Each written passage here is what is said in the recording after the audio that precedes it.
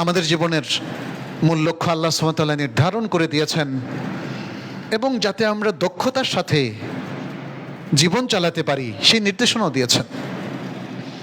সূরা হুদের 61 নম্বর আয়াতে আল্লাহ তাআলা বলছেন, হুয়া আনশাআকুম মিনাল আরদি ওয়াস্তা'মারাকুম ফিহা। তিনি জমিন থেকে তোমাদেরকে সৃষ্টি করেছেন এবং জমিনে তোমাদেরকে তিনি আবাদ করার ব্যবস্থা করে দিয়েছেন,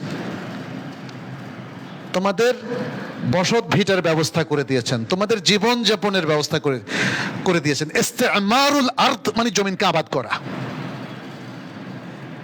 তোমাদেরকে এমন দক্ষতার ব্যবস্থা করে দিয়েছেন যাতে তোমরা জমিনকে সবচেয়ে পারফেক্ট ওয়েতে, সবচেয়ে ভালো পন্থায় তোমরা জমিনকে আবাদ করতে পারো। তাহলে বোঝা গেল আল্লাহ যেমন হঠাৎ করে আমাদেরকে সৃষ্টি করেন, তার ইচ্ছা ছিল। রব্বানা মা খালাকতা হাযা বাতিলা আফারাআইতুম আন্নামা খালাকনাকুম আবাসা ওয়া আন্নাকুম ইলাইনা লা তুরজাউন। তাই না? আল্লাহ বলছেন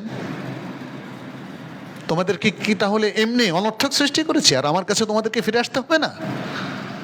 কোরআন পড়েন ভালো করে, তাহলে বুঝবেন। তাহলে দুনিয়াকে আবাদ করা এটা দক্ষতার সাথে হতে হবে।